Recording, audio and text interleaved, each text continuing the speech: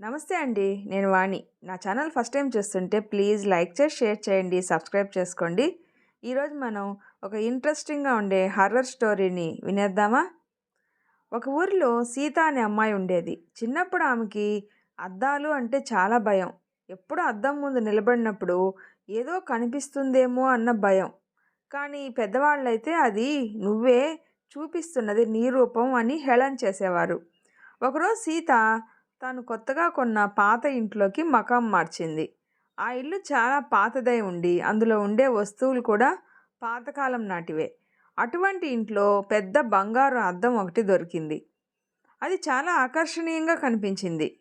కానీ చూసినప్పుడల్లా సీతకు ఏదో అసహనం కలిగేది. ఒక రాత్రి ఆమె ఆ అద్దం ముందుకు వెళ్ళి తన ప్రతిబింబం చూసింది. మొదట సగటుగా కనిపించింది. కానీ కొద్దిసేపటి తర్వాత ఆమె ప్రతిబింబం కాస్త మారినట్టు అనిపించింది. అద్దంలో తన ప్రతిబింబం ఆమెనే చూస్తున్నట్లు, కానీ కళ్ళల్లో దాహం, దారుణమైన ఆగ్రహం కనిపించాయి. సీత కళ్ళు మూసుకుంది. దానిని ఊహలా భావించింది. రాత్రి ముగిసిపోయింది. మరునాడు ఉదయం సీత దాన్ని మర్చిపోయి తన పనిలో పడిపోయింది. కానీ ప్రతిసారి అద్దం ముందుకు వెళ్ళినప్పుడు ప్రతిబింబం వింతగా మారినట్టు కనిపిస్తుంది. ఒకసారి తన ప్రతిబింబం తల తిప్పినట్టు, ఇంకోసారి చిరునవ్వు ఇచ్చినట్టు అనిపించింది. ఒక రాత్రి ఆమె భయపడి మరింత పరిశీలించాలి అనే తపన కలిగింది. ఆ అద్దం ముందు నిలబడి దాని వెనక దాగిన రహస్యాలు తెలుసుకోవాలి అనుకుంది.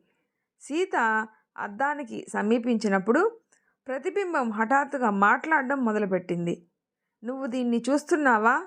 అని ప్రశ్నించింది ఆ ప్రతిబింబం. ఆ మాటలు విన్న సీత భయంతో గుండెలు దడదడా కొట్టుకున్నాయి. ఆమె వెనక్కిపోవడానికి ప్రయత్నించింది. కానీ అప్పటికే చాలా ఆలస్యమైపోయింది. ఆ అద్దం నుండి చేతులు బయటికి వచ్చి సీతను పట్టేశాయి.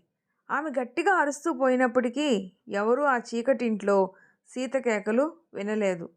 ఆ రోజు తర్వాత సీత కనిపించలేదు. కానీ ఎవరైతే ఆ ఇంట్లోకి వెళ్ళి ఆ అద్దంలోకి చూస్తారో వారి వెనకాల ఆమె ఆత్మ ప్రతిబింబంగా కనపడుతుంది అనేది ఆ ఊరి కథ. సీతను ఆ అద్దంలోకి లాక్కుపోయినప్పటి నుంచి ఆ పాత ఇంటి మీద దురభిప్రాయం పాకిపోయింది. ఊరి పెద్దలెవరూ ఆ ఇంటికి వెళ్ళకూడదు అని పిల్లలకు చెప్పేవారు. కానీ ఎప్పుడూ కొత్త తరానికి ఆచారాలు, పరిమితులు నచ్చవు కదా. ఆ ఇంటి చుట్టూ భయంకర కథలతో పాటు ఆసక్తి కూడా పెరిగింది. ఒకరోజు రవి అనే యువకుడు సీత అదృశ్యం గురించి వినినప్పటికీ ఆ ఇంట్లో ఏముందో తెలుసుకోవాలనే ఆసక్తి పెంచుకున్నాడు. అతను ఆ ఇంటిలో అసలు ఏం జరిగిందో తెలుసుకోవాలని ధైర్యం చేసి రాత్రి వెళ్ళాలని నిర్ణయించుకున్నాడు. ఆ రాత్రి రవి తన స్నేహితుడు విజయ్తో కలిసి ఆ ఇంటి వద్దకు చేరాడు. ఇల్లు దూరంగా కనిపించింది, చీకటి చుట్టుముట్టినట్టుగా. ఇద్దరూ హేమాహేమీలుగా అప్పటిదాకా ధైర్యంగా కనిపించినప్పటికీ ఆ ఇంటి గుమ్మం దగ్గరకు రాగానే చిన్నపాటి భయం వాటిల్లింది. "ఇంకా వెళ్ళాలా?" అని విజయ్ అడిగాడు. "ఒక్కసారి చూద్దాం, ఈ కథలు నిజమేమో తెలుసుకోవాలి" అని రవి ధైర్యం చెప్పాడు. అతను నెమ్మదిగా తలుపు తెరిచాడు. లోపల చీకటి, శూన్యం, గాలి తక్కువగా, భయంకరమైన నిశ్శబ్దం. ఇద్దరూ గట్టిగా కదులుతూ పెద్ద గదిలోకి వెళ్ళారు. అక్కడ ఒక మూలలో ఆ బంగారు అద్దం ఉంది. అది అప్పటి నుండి అక్కడే ఉంది అని తెలుస్తుంది. అలాగే ఆకర్షణీయంగా. కానీ ఏదో అంగీకరించలేని భయం దాని నుండి వ్యాపించింది. అదే అద్దం సీతను లాక్కుంది అంటారు. విజయ్ గుసగుసలాడాడు. రవి, విజయ్ అద్దం ముందు నిలబడ్డారు. వారు ఒకసారి చూసి ఏమీ వింతలేదు అని భావించారు. సగటు అద్దంలానే కనిపిస్తుంది. కానీ రవి దీని దగ్గరికి అడుగులు వేస్తున్న కొద్దీ ఆ అద్దం లోపల ఏదో కదిలినట్టు అనిపించింది. "ఎక్కడో కదులుతుంది" రవి చెప్పాడు. అద్దం దగ్గరికి చేరాక రవి తన ముఖాన్ని దగ్గరగా పెట్టి చూస్తున్నప్పుడు ప్రతిబింబం సీత రూపంలోకి మారిపోయింది.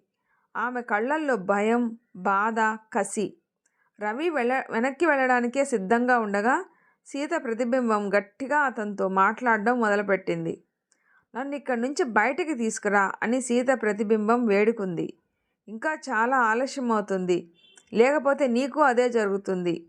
రవి కాళ్ళు వణుకుతున్నప్పటికీ ఏం చేయాలో అర్థం కాలేదు. కానీ అతను కాస్త ధైర్యం చేసి అద్దం వైపు చెయ్యి చాచాడు. ఒక్కసారిగా అతని చెయ్యి అద్దంలోకి లాగబడింది. అది చూసి విజయ్ గట్టిగా అరవడం మొదలుపెట్టాడు. రవి తన చెయ్యి అద్దం లోపలికి లాక్కుపోయిన సమయంలో అతని హృదయం గట్టిగా కొట్టుకుంటూ భయం, ఆశ్చర్యం కలిగింది. అతని చెయ్యి పూర్తిగా అద్దం లోపల కలిసిపోగా అంతకు మించిన ఆశ్చర్యం ఏమిటంటే అతని శరీరం కూడా పూర్తిగా అద్దంలోకి మాయమైపోయింది. విజయ్ పక్కన నిలబడి తను కూడా అద్దంలోకి లాక్కుపోతానేమో అన్న భయంతో అతన్ని ఆపడానికి ప్రయత్నించలేకపోయాడు. అద్దం లోపల అడుగుపెట్టగానే రవి తనను తాను చీకటితో నిండిన మరో ప్రపంచంలోనో లేదంటే కేవలం అద్దం వెనకాల దాగిన మాయా ప్రపంచంలోనో ఉన్నట్టు భావించాడు. అక్కడ చుట్టూ ఎక్కడ చూసినా ఆ చీకటి అనిశ్చితంగా భయంకరంగా ఉంది. చల్లని గాలి, ఎటు చూసినా ఎవరూ లేరు అనే ఒంటరితనం అతనికి ముందు భయాన్ని తట్టుకోలేకపోయినట్టు అనిపించింది. రవి, నన్ను వింటున్నావా? విజయ్ కేకలు పెట్టిన శబ్దం అతనికి బయట ప్రపంచంలోంచి వినిపించింది. నిన్ను వింటున్నా, కానీ ఇక్కడ ఎక్కడున్నానో తెలియడం లేదు, రవి జవాబిచ్చాడు. ఒకసారి ఆ చీకట్లోకి నడుస్తున్నప్పుడు రవి ఎదురుగా సీత కనపడింది. ఆమె ఒంటరిగా కూర్చొని భయంతో కంపిస్తూ ఉన్నట్టుగా కనిపించింది. ఆమె రూపం బాగా అలసిపోయినట్లుగా ఉంది. అలాగే ఆమె కళ్ళల్లో ఆవేదన, క్షమాపణలు కనిపించాయి. సీత, రవి అరుస్తూ ఆమె దగ్గరికి పరిగెత్తాడు. ఇక్కడ ఏం జరుగుతుంది? నువ్వు ఇక్కడ ఎలా చిక్కుకున్నావు? సీత తన కళ్ళతో అతన్ని చూసింది. నేను తప్పు చేశాను. ఈ అద్దం మాయతో నిండింది. ఇది మోసపరిచి నన్ను ఇక్కడికి లాక్కుంది. నన్ను బయటకు తీసుకెళ్ళమని అనుకున్నప్పుడు అది నన్ను ఇంకా లోపలికి నెట్టేసింది, ఆమె మౌనంగా చెప్పింది. ఇక్కడి నుండి బయటపడటానికి ఏదైనా మార్గం ఉందా? రవి ఆతృతగా అడిగాడు. సీత తల నెమ్మదిగా ఊపుతూ, ఇక్కడి నుండి బయటపడడం చాలా కష్టం. ఈ అద్దానికి ఉన్న ఒక శాపం వల్ల మాయమవుతున్నారు. కానీ ఒక మార్గం ఉంది. నువ్వు దీని యజమాని మనసులోని బలహీనతలను గుర్తించాలి. అతని ఈ అద్దానికి శాపానికి గురి చేశాడు. ఆయన మర్మాలు తెలుసుకుంటే బయటపడగలవు అని చెప్పింది. రవి విజయ్తో ఆ విషయం చెప్పాలని నిశ్చయించాడు. కానీ ఇక్కడ నుండి తిరిగి వెళ్ళడానికి మార్గం ఏదో అర్థం కాకుండా అడ్డుపడింది. రవి చుట్టూ చీకటిని చూసి కంగారు పడ్డాడు. అప్పుడే అతని ముంగిట్లో ఒక వింత ఆకారం కనిపించింది. అద్దంలో దాగిన యజమాని ఆత్మ. ఇక్కడి నుండి వెళ్ళిపోవాలంటే నీకది అసాధ్యం. నేను ఈ అద్దంలో అందరి ఆత్మల్ని బంధించాను అని ఆత్మ గర్జించింది. రవి, సీత ఇద్దరు ఆ ఆత్మను చూస్తూ గుండెలు గుబేలుమనిపిస్తూ ఉండగా నిలబడ్డారు. ఆ ఆత్మ చీకటితో నిండిన ఆకారంలో దాని ప్రాచీన మంత్రశక్తితో వారిని నిశ్చయంగా తన నియంత్రణలోకి తెచ్చుకుందేమో అనిపించింది. మీరెక్కడికి పోలేరు, ఆత్మ ఆవేశంగా మాట్లాడింది. ఇక్కడ బంధించబడిన వారు నా సొత్తు. ఈ అద్దం నా శక్తి. మీ ఆత్మలు ఇకపై నావే. రవి ధైర్యాన్ని ప్రదర్శించి ఆత్మను ఎదుర్కోవాలి అనుకున్నాడు. నీకు కావాల్సింది ఏమిటి? ఇక్కడ ఎందుకు ఈ వారిని అంతా బంధించావు అని అతను ప్రశ్నించాడు. ఆత్మ హేళనగా నవ్వింది. నేను పూర్వం ఒక దుర్మార్గమైన మాంత్రికుణ్ణి. నా శక్తిని మరణానంతరం కూడా కొనసాగించేందుకు ఈ అద్దాన్ని శాపంగా మార్చాను. ఎవరైతే ఈ అద్దంలోకి చూస్తారో వారి ఆత్మలు నావైపోతాయి. వారి భయంతోనే నేను బలపడతాను. రవి గట్టిగా నిట్టూర్చి ఏదైనా మార్గం ఉందేమో అని ఆలోచించాడు. అతనికి సీత చెప్పిన మాటలు గుర్తొచ్చాయి.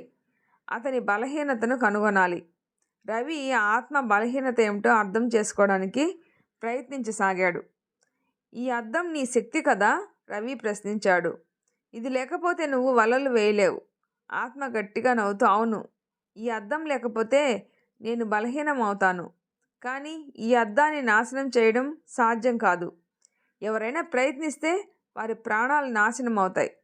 రవి మనసులో ఏదో మార్గం ఉంటుంది అని నమ్ముతూ, సీత, మనం ఈ అద్దాన్ని నాశనం చేయగలమా అని ప్రశ్నించాడు. సీత తల ఊపింది. అవును, కానీ అద్దాన్ని నాశనం చేయాలంటే మాంత్రికుడి బలహీనతతోనే చేయాలి. అతని శక్తిని అడ్డుకోవడానికి అతన్ని మంత్రాన్ని తిరస్కరించే ఏదో చేయాలి. ఆ మాటలు విన్న వెంటనే రవికి ఒక ఆలోచన వచ్చింది. అతను తన దగ్గర ఉన్న చిన్న కత్తిని తీసుకొని ధైర్యంగా ఆ అద్దం వైపు నడిచాడు. అతని ప్రతి అడుగు భయంతో నిండినప్పటికీ అతను ఆత్మను మరింత సవాల్ చేస్తూ ఆత్మ దగ్గరికి చేరుకున్నాడు. నేను నీ శక్తిని ధ్వంసం చేస్తాను, రవి గట్టిగా గట్టిగా అన్నాడు. అతను అద్దం మీద కత్తిని సున్నితంగా దించాడు. క్షణంలోనే ఆ అద్దం నుండి వింత శబ్దాలు వినిపించాయి. ఆత్మ క్రూరంగా కేకలు వేస్తూ తన శక్తి తగ్గిపోతుంది అని అంగీకారంతో మొరపెట్టుకుంది. ఆగు, ఆత్మ గర్జించింది. కానీ రవి కత్తిని మరింత గట్టిగా దించాడు. అద్దం చీలిపోతుంది. ఒక్కసారిగా చుట్టూ ఉన్న చీకటి కరిగిపోతూ ఆత్మ బలహీనపడింది. ఆ మంత్రం ముగిసింది. సీత సహా అద్దంలో చిక్కుకున్న ఆత్మలన్నీ విడుదలైపోయాయి. రవి సీతను చూసి విజయ్ పిలవగానే అతను ఆ అద్దం నుండి బయటపడ్డాడు. అద్దం పూర్తిగా ధ్వంసమై ఆ మాంత్రికుడి శక్తి ఎప్పటికీ ముగిసింది. ఇల్లు ఇప్పుడు శాంతిని పొందింది. ఆ అద్దంలో చిక్కుకున్న ఆత్మలతో పాటు సీత కూడా స్వేచ్ఛగా తిరిగి తన జీవితాన్ని ప్రారంభించింది. రవి ధైర్యంతో ఆ శాపాన్ని ఎదుర్కొని అందరినీ రక్షించాడు. ఆ ఇంటి శాపం ముగిసింది. కానీ ఎప్పుడూ గుర్తుపెట్టుకోండి, అద్దం ముందు కనిపించే ప్రతిబింబం ఎప్పుడూ మీరు అనుకున్నదే కాకపోవచ్చు. ఈ వీడియో నచ్చితే ప్లీజ్ లైక్ చేసి షేర్ చేయండి, సబ్స్క్రైబ్ చేసుకోండి. స్టోరీ ఎలా ఉందో తప్పకుండా కామెంట్ చేయండి. ప్లీజ్ సపోర్ట్ చేయండి. Thanks for listening.